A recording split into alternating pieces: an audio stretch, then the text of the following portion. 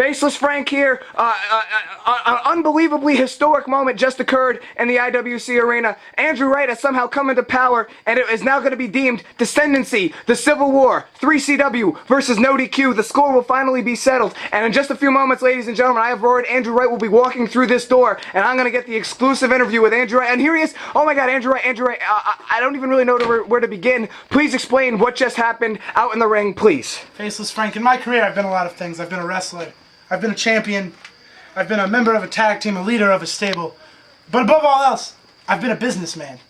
You see, I've made decisions. At one point I was the majority shareholder, back when 3CW was still around, and I recently came off a run as the general manager of New Era, a conglomeration of the Northeast Backyard Wrestling Federations.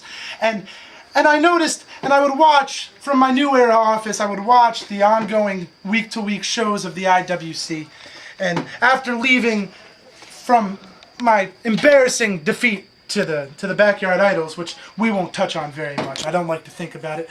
After that, I would watch, you know, just to keep up on what was going on, and what I saw appalled me. David Auburn making ridiculous decisions, acting like a lunatic, like he belonged in some sort of institution, and this inner feuding, this no DQ 3CW stuff.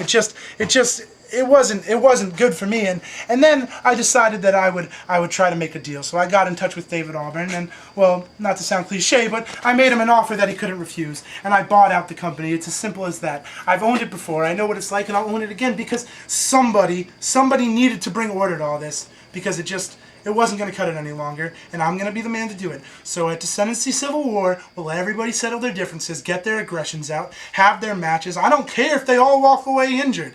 Like I said, I'm not opposed to closing this company. If they want to misbehave, let them. But they have their opportunity. They better take it. That's all I'm going to say.